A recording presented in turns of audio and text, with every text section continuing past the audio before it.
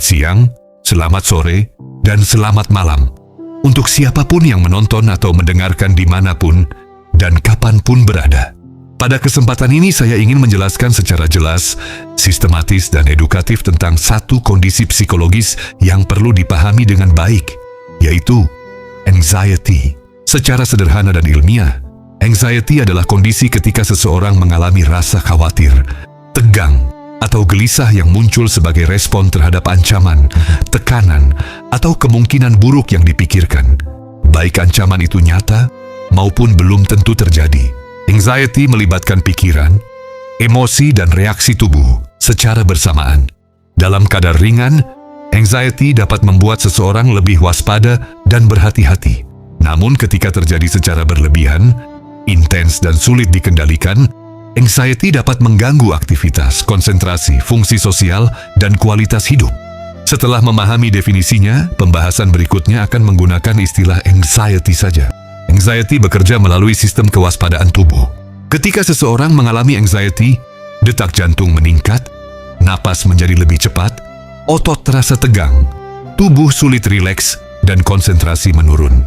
Pikiran dipenuhi berbagai kemungkinan buruk, rasa takut gagal, rasa takut dinilai, atau kekhawatiran yang sulit dihentikan. Reaksi ini bukan dibuat-buat, bukan kelemahan mental, dan bukan sekadar kurang kuat. Anxiety melibatkan proses biologis, psikologis, dan pengalaman hidup yang saling berpengaruh. Anxiety dapat muncul dalam berbagai bentuk. Ada anxiety yang muncul menjelang ujian, presentasi, atau wawancara. Ada anxiety dalam interaksi sosial yang membuat seseorang merasa tidak nyaman berbicara di depan orang lain. Ada anxiety yang datang tiba-tiba disertai jantung berdebar kuat dan rasa panik. Ada pula anxiety yang muncul hampir setiap hari dalam jangka panjang, sehingga pikiran terus berada dalam rasa cemas berkepanjangan. Faktor penyebab anxiety tidak tunggal. Anxiety dapat dipengaruhi tekanan hidup, pengalaman masa lalu, pola asuh, tuntutan sosial, kelelahan mental, stres berkepanjangan, serta faktor biologis seperti respons hormon stres dan kerentanan bawaan. Pada sebagian orang anxiety muncul karena peristiwa tertentu, sementara pada sebagian lainnya, anxiety berkembang secara perlahan tanpa disadari. Dampak anxiety dapat terlihat pada fokus belajar, kinerja kerja, komunikasi, relasi sosial, pola tidur, dan keseimbangan emosi. Anxiety membuat seseorang sulit tenang, sulit menikmati aktivitas, dan cenderung menghindari situasi yang sebenarnya masih dapat dihadapi. Karena itu, memahami anxiety menjadi bagian penting dari proses menjaga kesehatan mental. Meskipun demikian, anxiety bukanlah akhir dari kemampuan seseorang untuk berfungsi dengan baik. Anxiety dapat dipahami, dikelola, dan ditangani melalui edukasi, kebiasaan hidup yang teratur, dukungan sosial, latihan pengaturan napas dan pikiran, serta pendampingan profesional bila diperlukan. Tujuannya bukan menghilangkan anxiety sepenuhnya, tetapi menempatkannya pada tingkat yang lebih wajar dan terkendali. Kesimpulannya, anxiety adalah kondisi nyata yang dapat dialami siapa saja.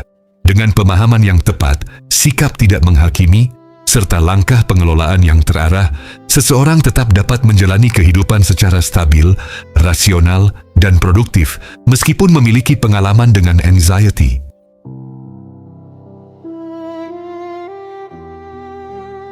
Setelah kita memahami definisi awal tentang anxiety sebagai suatu kondisi psikologis dan fisiologis yang melibatkan rasa tidak nyaman, kewaspadaan berlebihan, ketegangan dalam pikiran dan tubuh, serta dorongan untuk menghindari sumber ancaman yang dirasa mengganggu, maka pembahasan ini bergerak lebih jauh pada bagaimana anxiety bekerja dalam kehidupan sehari-hari, bagaimana ia muncul, bagaimana ia memengaruhi cara seseorang berpikir, mengambil keputusan, berinteraksi dengan orang lain, serta memandang dirinya sendiri.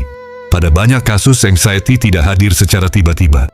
Ia berkembang melalui proses yang dapat melibatkan pengalaman hidup, tekanan lingkungan, pola pikir yang tidak adaptif, beban tanggung jawab yang berat, pola asuh, kondisi sosial, tuntutan akademik atau pekerjaan, serta faktor biologis seperti regulasi hormon dan sistem saraf.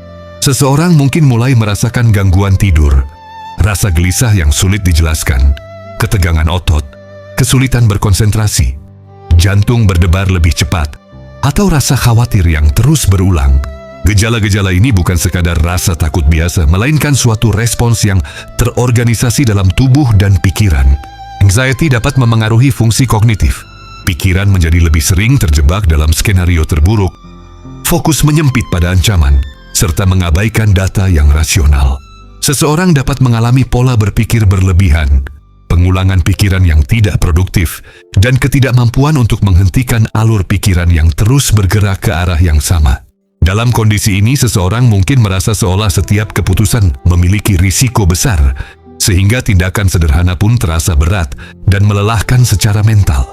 Dalam kehidupan sosial, anxiety dapat membuat seseorang menarik diri dari interaksi, menghindari percakapan, menunda pertemuan, atau menolak kesempatan baru. Bukan karena kurangnya kemampuan, tetapi karena adanya ketakutan akan penilaian, kesalahan, atau rasa tidak cukup mampu.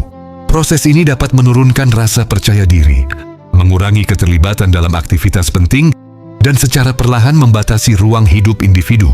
Secara fisiologis, sistem saraf bekerja lebih aktif saat anxiety meningkat. Tubuh berada dalam keadaan siaga berkelanjutan. Nafas menjadi lebih cepat, otot menegang, perut terasa tidak nyaman, dan tubuh mudah merasa lelah.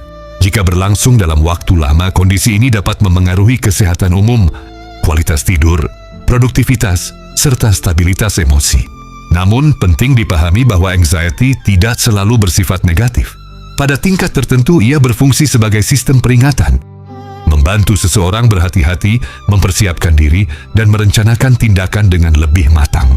Yang menjadi masalah adalah ketika intensitasnya terlalu tinggi, durasinya terlalu lama, serta dampaknya mengganggu fungsi sehari-hari. Untuk memahami anxiety secara lebih objektif, kita perlu melihat beberapa faktor yang sering berperan dalam peningkatan kondisinya.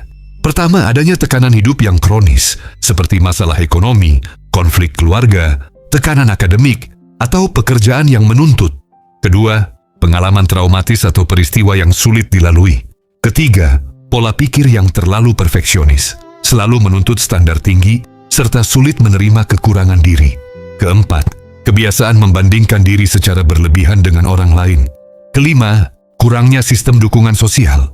Selain itu, gaya hidup juga dapat memengaruhi tingkat anxiety. Kurang tidur, konsumsi kafein berlebihan, kurang aktivitas fisik, serta paparan informasi negatif secara terus-menerus dapat memperburuk kondisi emosional dan memperkuat reaksi tubuh terhadap tekanan. Semua faktor tersebut saling berinteraksi sehingga penanganan anxiety tidak dapat hanya berfokus pada satu aspek saja. Dalam proses memahami anxiety, penting untuk memberi ruang pada kesadaran diri. Seseorang perlu mampu mengenali tanda-tandanya. Kapan tubuh mulai tegang? Kapan pikiran mulai berputar tanpa arah? Kapan rasa takut muncul tanpa sebab yang jelas? Dan kapan energi mental terasa menurun? Kesadaran ini bukan untuk menekan diri, tetapi untuk melihat kondisi secara realistis dan terukur. Pendekatan pengelolaan anxiety dapat melibatkan beberapa langkah. Pertama, membangun pola tidur yang teratur, karena stabilitas tidur berpengaruh langsung pada stabilitas emosi. Kedua, mengatur ritme aktivitas harian, tidak memaksakan diri melampaui kapasitas dan memberi waktu istirahat yang memadai. Ketiga, mengurangi kebiasaan menunda pekerjaan, karena penundaan sering meningkatkan tekanan internal. Keempat, mengembangkan kebiasaan berpikir rasional dengan memeriksa kembali asumsi pikiran yang terlalu ekstrim. Selain langkah mandiri, dukungan sosial memiliki peran penting. Berbicara dengan orang yang dipercaya, berdiskusi secara terbuka tanpa dihakimi, serta mendapatkan pemahaman dari lingkungan dapat membantu menurunkan beban psikologis. Dalam kondisi tertentu, konsultasi dengan profesional kesehatan mental menjadi langkah yang tepat, terutama ketika anxiety sudah mengganggu fungsi kerja, pendidikan, hubungan sosial, atau kesehatan fisik. Pendekatan ilmiah terhadap anxiety menekankan bahwa kondisi ini bukan kelemahan, bukan kegagalan pribadi, dan bukan tanda kurang kuat secara mental. Ia merupakan respons yang melibatkan sistem biologis, psikologis, dan lingkungan. Oleh karena itu, penanganannya memerlukan kesabaran, komitmen, serta pemahaman yang objektif terhadap diri sendiri. Seiring berjalannya waktu, seseorang yang memahami pola anxiety dalam hidupnya dapat belajar mengelola reaksi tubuh, melatih pola pikir yang lebih adaptif, dan membangun ketahanan mental yang lebih stabil. Tujuan akhirnya bukan menghilangkan anxiety sepenuhnya, melainkan menempatkannya pada tingkat yang wajar agar tidak mengganggu kualitas hidup. Jika Anda saat ini sedang berada dalam fase di mana anxiety terasa berat, tidak perlu merasa sendiri. Banyak orang mengalaminya dengan latar belakang yang berbeda-beda. Yang terpenting adalah tidak mengabaikan kondisi tersebut, tidak menormalkan rasa tertekan berkepanjangan, dan tidak membiarkan diri terus berada dalam keadaan yang melelahkan. Dengan pemahaman, edukasi, dan langkah pengelolaan yang tepat, anxiety dapat ditangani secara bertahap. Kehidupan yang lebih teratur, pikiran yang lebih jernih, serta kemampuan mengendalikan reaksi emosi dapat dibangun melalui proses yang konsisten dan realistis. Pada bagian ini, pembahasan diarahkan pada strategi yang lebih praktis dan sistematis dalam menghadapi anxiety dengan pendekatan yang bersifat edukatif, terukur, dan dapat diterapkan dalam kehidupan sehari-hari. Salah satu langkah penting adalah membangun keteraturan dalam rutinitas harian. Anxiety cenderung meningkat ketika hidup berada dalam kondisi tidak terstruktur, penuh ketidakpastian, dan tidak memiliki pembagian waktu yang jelas antara istirahat, pekerjaan, dan aktivitas pribadi. Dengan membuat jadwal yang realistis tidak berlebihan, serta disesuaikan dengan kapasitas diri, seseorang dapat menurunkan beban mental karena otak memiliki arah kerja yang lebih teratur. Rutinitas membantu pikiran tidak terus berada dalam mode waspada tanpa tujuan. Selanjutnya, pengelolaan perhatian menjadi hal yang krusial. Anxiety sering bekerja melalui pola perhatian yang berfokus pada ancaman, kemungkinan gagal, atau skenario negatif di masa depan. Seseorang perlu melatih kemampuan mengembalikan perhatian pada hal yang sedang dikerjakan saat ini, tanpa harus membiarkan pikiran melompat terlalu jauh pada hal-hal yang belum terjadi. Ini bukan tentang memaksa pikiran menjadi tenang, tetapi tentang membangun kebiasaan memusatkan energi pada tugas yang nyata dan konkret. Dalam ranah pola pikir, salah satu hal yang perlu diperhatikan adalah kecenderungan untuk menilai diri secara ekstrim. Banyak individu dengan anxiety memiliki standar internal yang sangat tinggi, mudah menyalahkan diri sendiri ketika tidak sesuai dengan ekspektasi, serta sulit menerima proses bertahap. Dalam konteks ini, latihan menerima ketidaksempurnaan sebagai bagian dari proses perkembangan menjadi penting. Penerimaan bukan berarti pasrah, tetapi memberi ruang bagi diri untuk belajar tanpa tekanan yang berlebihan. Kebiasaan membandingkan diri dengan orang lain juga dapat memperkuat anxiety.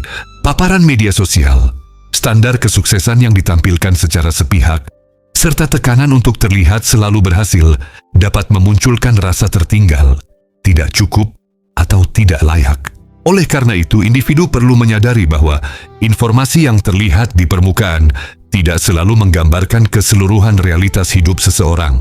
Fokus kembali pada proses diri sendiri merupakan bentuk pengendalian internal yang lebih sehat. Dari sisi tubuh, stabilitas fisiologis memiliki peran besar. Pola tidur yang kurang teratur dapat memperburuk respons emosional, karena tubuh kehilangan kesempatan memulihkan energi. Menjaga waktu tidur yang konsisten, mengurangi kebiasaan terjaga terlalu lama, serta memberi jeda dari penggunaan perangkat digital sebelum tidur dapat membantu menurunkan ketegangan internal.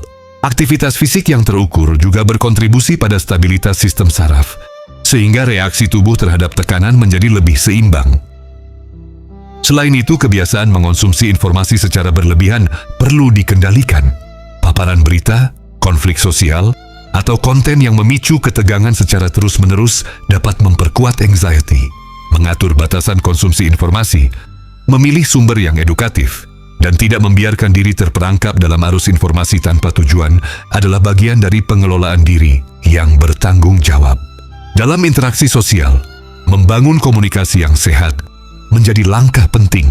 Banyak orang dengan anxiety memilih diam, menahan perasaan, atau menghindari pembicaraan karena takut salah dipahami. Padahal, berbagi beban secara proporsional kepada orang yang tepat dapat membantu menurunkan tekanan internal. Dukungan yang realistis dan tidak menghakimi memberi ruang bagi individu untuk melihat situasi dari sudut pandang yang lebih objektif. Pada kondisi tertentu, anxiety dapat mencapai tingkat yang sudah mengganggu fungsi hidup. Misalnya, sulit menjalankan pekerjaan, kesulitan belajar, sering mengalami serangan panik, atau mengalami gangguan fisik yang muncul berulang akibat tekanan psikologis. Dalam situasi seperti ini, konsultasi dengan profesional kesehatan mental menjadi langkah yang bertanggung jawab, bukan tanda kelemahan. Pendekatan profesional dapat mencakup asesmen kondisi, edukasi psikologis, latihan pengaturan diri, serta strategi penanganan yang berbasis bukti ilmiah. Penting untuk dipahami bahwa proses menghadapi anxiety tidak berlangsung dalam satu langkah cepat. Ia merupakan perjalanan yang memerlukan konsistensi, kedewasaan dalam menilai diri, serta kesiapan menerima perubahan kecil sebagai kemajuan yang berarti. Setiap peningkatan kontrol diri, setiap keberhasilan mengelola reaksi pikiran, dan setiap kemampuan menempatkan anxiety pada posisi yang lebih terkendali adalah bagian dari perkembangan yang patut dihargai. Dalam jangka panjang, tujuan dari seluruh proses ini adalah membangun kehidupan yang lebih stabil secara emosional. Bukan kehidupan yang bebas dari tekanan, melainkan kehidupan yang mampu menghadapi tekanan dengan cara yang lebih matang, rasional, dan bertanggung jawab terhadap diri sendiri. Dengan pemahaman yang terus diperluas, kesadaran diri yang terjaga, serta pengelolaan yang dilakukan secara konsisten, anxiety dapat diletakkan pada batas yang tidak lagi mendominasi jalannya kehidupan. Dalam kehidupan sehari-hari, anxiety seringkali muncul pada situasi yang tampak sederhana, tetapi memiliki makna psikologis yang besar bagi individu. Misalnya, ketika harus mengambil keputusan penting, berbicara di depan orang lain, memulai sesuatu yang baru, atau menghadapi ketidakpastian hasil. Pada momen seperti ini, pikiran cenderung bekerja lebih cepat daripada kemampuan menilai situasi secara objektif. Akibatnya, seseorang dapat merasa tertekan bahkan sebelum tindakan apapun dilakukan. Anxiety juga sering membuat seseorang hidup lebih banyak di masa depan daripada di saat ini. Pikiran dipenuhi oleh pertanyaan tentang apa yang akan terjadi, apa yang bisa salah, dan bagaimana kemungkinan terburuk akan berdampak pada hidupnya. Ketika kondisi ini berlangsung lama, individu menjadi sulit menikmati proses karena fokus utama tertuju pada hasil yang belum tentu terjadi. Hal ini dapat menurunkan kepuasan hidup dan memperbesar rasa lelah mental. Pada tingkat yang lebih dalam, anxiety memengaruhi cara seseorang memandang dirinya sendiri. Individu dapat mulai meragukan kemampuan, mempertanyakan nilai diri, dan merasa tidak cukup layak dalam berbagai peran kehidupan. Keraguan ini bukan selalu berdasarkan fakta, tetapi terbentuk dari akumulasi pikiran negatif yang tidak pernah diuji secara rasional. Dalam jangka panjang, pola ini dapat menurunkan kepercayaan diri dan membuat seseorang semakin bergantung pada rasa aman semu, seperti menghindari tantangan atau menunda tanggung jawab. Salah satu aspek penting dalam menghadapi anxiety adalah membedakan antara kendali dan hal di luar kendali. Banyak tekanan muncul karena seseorang mencoba mengendalikan hal-hal yang sebenarnya tidak dapat dipastikan, seperti reaksi orang lain, hasil akhir suatu usaha, atau perubahan kondisi di luar diri. Ketika energi mental diarahkan pada hal yang tidak dapat dikontrol, anxiety cenderung meningkat. Sebaliknya, ketika fokus dialihkan pada tindakan yang dapat dilakukan saat ini, tingkat ketegangan biasanya menurun. Latihan berpikir terstruktur membantu proses ini.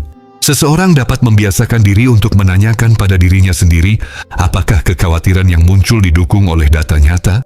Apakah ada alternatif penjelasan lain? Dan apakah respons yang diberikan sebanding dengan situasi yang dihadapi? Pendekatan ini membantu mengurangi kecenderungan berpikir ekstrim dan memperkuat fungsi rasional dalam menghadapi tekanan. Dalam konteks pekerjaan dan pendidikan, anxiety sering berkaitan dengan tuntutan performa. Ketakutan akan gagal, dinilai buruk, atau tidak memenuhi standar dapat membuat seseorang bekerja di bawah tekanan berlebihan. Ironisnya, tekanan ini justru menurunkan kualitas kinerja karena energi mental habis untuk mengelola rasa khawatir. Oleh karena itu, penting untuk menilai kembali standar yang digunakan dan memastikan bahwa target yang ditetapkan bersifat realistis dan bertahap. Dalam relasi interpersonal, anxiety dapat memengaruhi cara seseorang berkomunikasi. Individu mungkin terlalu berhati-hati dalam berbicara, menahan pendapat, atau terus-menerus memikirkan reaksi orang lain. Hal ini dapat menciptakan jarak emosional dan kesalahpahaman. Komunikasi yang sehat membutuhkan keberanian untuk menyampaikan pikiran secara jujur dan proporsional tanpa harus terus-menerus mengantisipasi penilaian negatif. Proses menghadapi anxiety juga menuntut sikap sabar terhadap diri sendiri. Banyak orang ingin segera terbebas dari kondisi ini, sehingga justru menambah tekanan ketika perubahan tidak terjadi secara cepat. Padahal, pengelolaan anxiety merupakan proses jangka menengah hingga panjang. Perubahan kecil yang konsisten memiliki dampak yang lebih stabil dibandingkan usaha besar yang tidak berkelanjutan. Perlu ditekankan bahwa mencari bantuan bukanlah bentuk ketergantungan, melainkan strategi adaptif. Profesional kesehatan mental memiliki kerangka kerja dan alat yang dirancang untuk membantu individu memahami pola anxiety secara lebih mendalam. Melalui pendampingan yang tepat, seseorang dapat belajar mengenali pemicu, mengatur respons, dan membangun strategi coping yang sesuai dengan kondisi pribadi. Pada akhirnya, memahami anxiety berarti memahami cara kerja diri sendiri. Setiap individu memiliki batas toleransi stres yang berbeda, latar belakang yang unik, dan kebutuhan yang tidak bisa disamakan. Pendekatan yang efektif adalah pendekatan yang menghargai perbedaan tersebut dan tidak memaksakan standar tertentu sebagai ukuran kesehatan mental. Dengan pemahaman yang matang, anxiety tidak lagi dilihat sebagai musuh yang harus dilawan secara keras, tetapi sebagai sinyal internal yang perlu dikelola secara bijak. Ketika seseorang mampu mengenali sinyal tersebut, menanggapinya dengan strategi yang tepat, dan menjaga keseimbangan antara tuntutan dan kapasitas diri, maka kehidupan dapat dijalani dengan lebih stabil dan terarah, meskipun tekanan tetap ada. Sebagai kesimpulan dari pembahasan panjang ini, penting untuk kita pahami bahwa anxiety bukanlah sesuatu yang harus ditakuti, disangkal, atau dipendam sendirian. Anxiety adalah kondisi nyata yang bekerja melalui pikiran, tubuh, dan emosi secara bersamaan. Ia muncul bukan karena seseorang lemah, bukan karena kurang cerdas, dan bukan karena gagal menjadi manusia yang kuat. Anxiety hadir sebagai respons terhadap tekanan, tuntutan, dan beban hidup yang terus bertambah, terutama di dunia modern yang bergerak cepat dan penuh ekspektasi. Manfaat utama dari memahami anxiety adalah kemampuan untuk bersikap lebih sadar terhadap diri sendiri. Ketika seseorang mengetahui apa yang sedang terjadi dalam pikirannya, ia tidak lagi mudah panik terhadap reaksinya sendiri. Ia tidak langsung menganggap dirinya rusak hanya karena merasa gelisah.